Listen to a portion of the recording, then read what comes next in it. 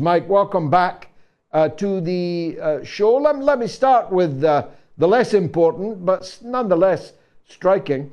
These are beautiful little videos you're producing of Moscow. Tell the viewers what it's like living in Moscow.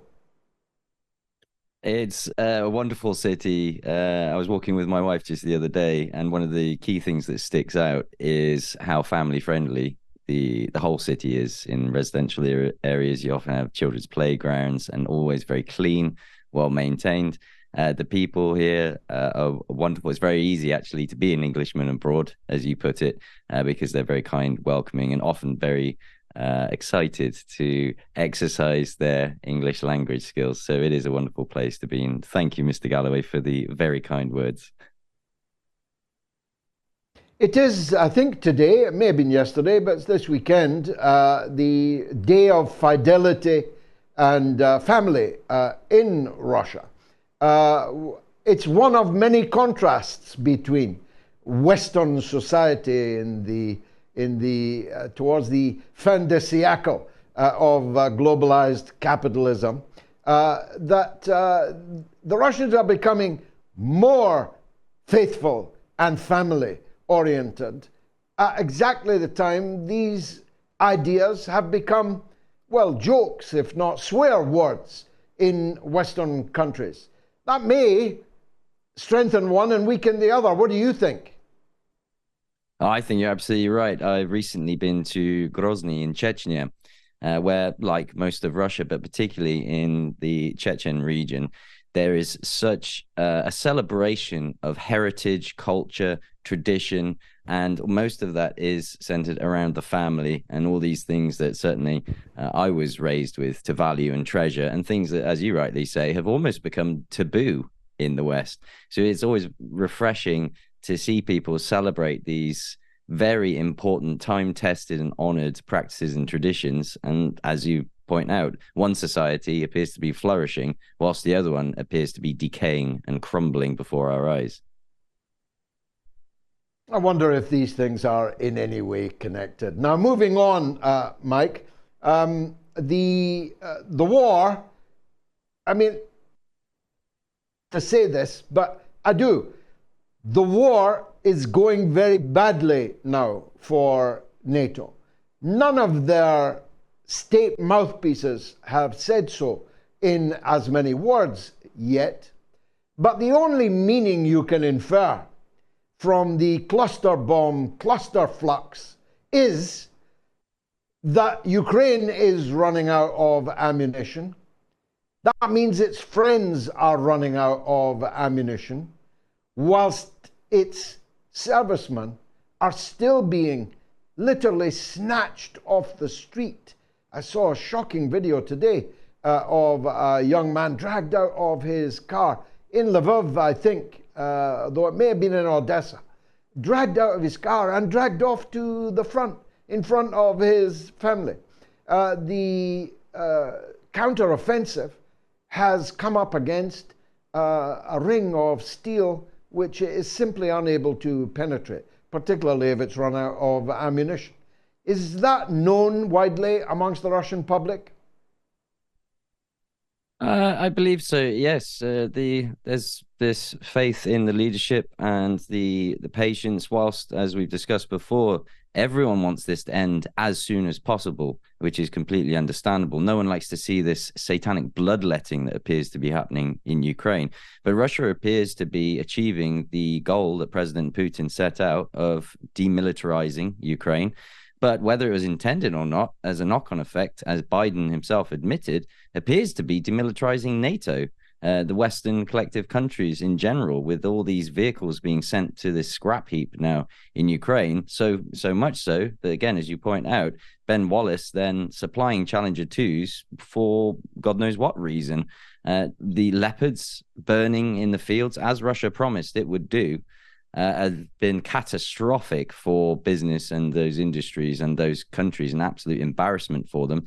And again, I can corroborate those testimonies that Ukrainians often refuse to go into battle in the Leopards because they know that they are a target and there's even a bounty on these Western machineries that will be paid by funds set up by Russian oligarchs to pay to the servicemen that successfully destroy these. So it's a almost farcical situation at this point, and it would be funny if it wasn't so darn tragic.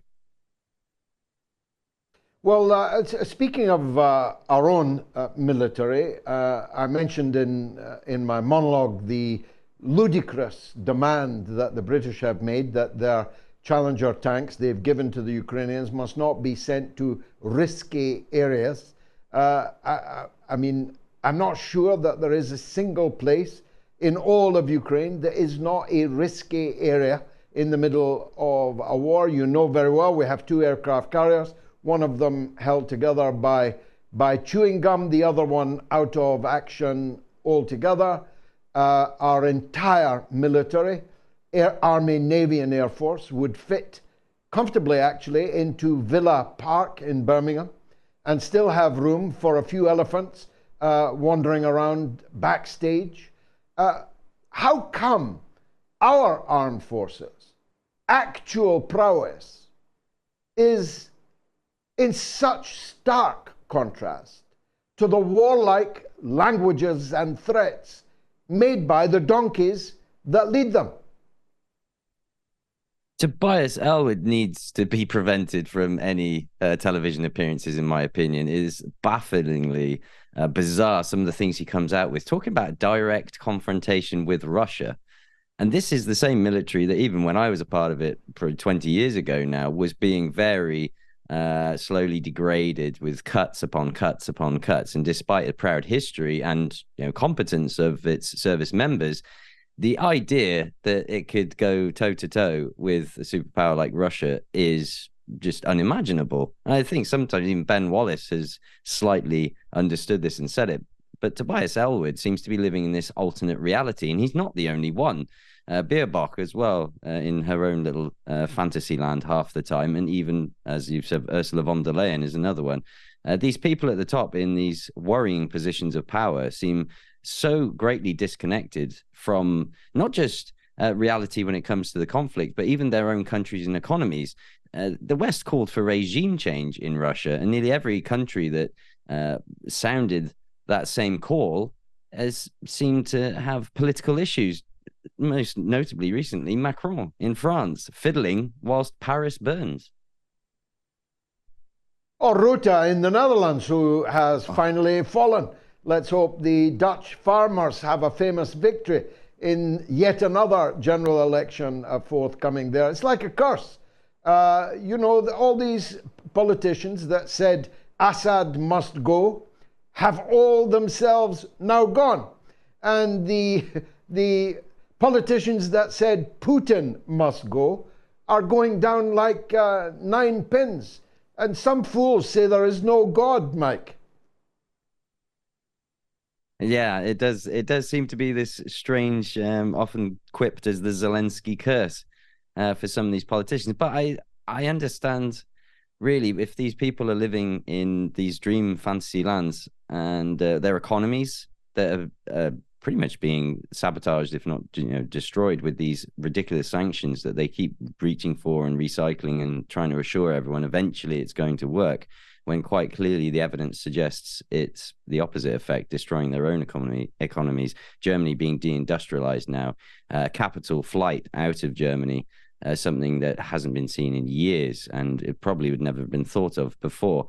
These are really notable times we're living in, which is why I feel most motivated to do as much as I can to cover and document it. Unfortunately, YouTube disagrees with me and deleted my entire channel off the platform. Well, we'll have to find you elsewhere. We'll ask again at the end of this interview how best people can follow you. But, you can always count on capitalism to show you the straws in the wind. And I saw one of them on the supermarket shelves in Moscow just the other day. Pringles. Pringles are back in Russia. They're not called Pringles, but they are Pringles. And a lot of these businesses that cut and ran, many of them good riddance, McDonald's and Coca-Cola and all the rest, many of them are now creeping back. As the Russian economy booms, while the Western economies flop. You getting much sense of that yourself?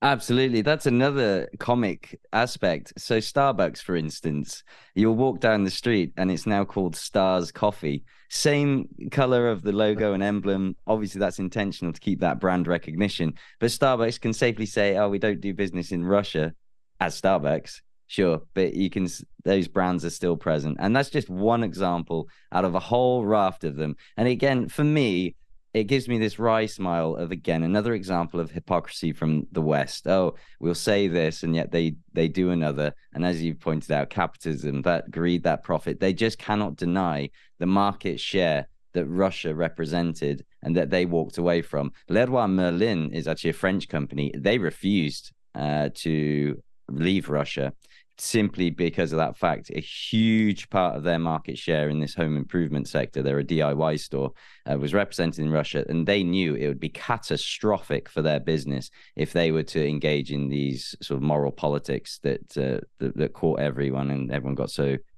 enthusiastic about. But they've stayed, and other companies, a German rival to them, left.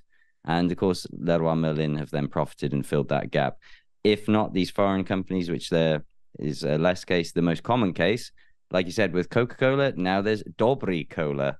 Very same coloring, very similar lettering, but now a Russian company that's coming to fill that void of that demand. Hence why the Russian economy is booming, and certainly domestically speaking, and the other Western economies are seemingly collapsing. Well, Finland, having made such a song and dance about stopping Russian gas, has now restarted it. Almost everyone in Europe is buying Russian gas more expensively than it would have been if they'd bought it from Russia. They're buying it from India, which bought it from Russia, and so on.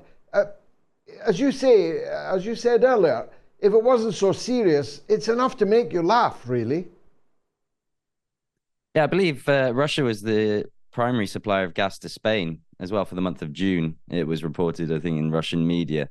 Again, that's where there's this agenda that they're pushing, which, again, disconnected from reality and reason. Yet you can't argue with just the facts that energy is required.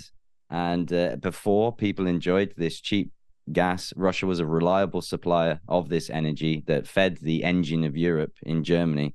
And without that, and by conjuring this fake narrative and having to have the ramifications forced upon peoples who I don't believe, and they tell me themselves, would never have supported these actions against Russia, all in support of this proxy state created primarily by Victoria Nuland and funded by the US, with Biden and Hunter's involvement as well there, for this confrontation, seemingly born out of just hatred or personal egregious against either the leader or the country itself. It's really, again, as you say, it would be funny if it wasn't so serious. And again, the populations now in the West that are suffering make this all the more tragic. Mike, where can people now best see your material? Primarily Telegram, t.me/IsleGrayTV. I have toyed around with other new channels on YouTube. Otherwise, my channel's still active on Rumble. And that's where it's rumble.tv, I think, /IsleGrayTV.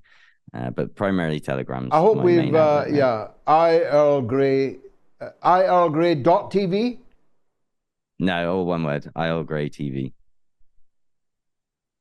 Okay, brilliant. I hope everyone tunes in, because you are a very valuable voice from somewhere that we're not really hearing from at all. Mike Jones, thanks for joining us.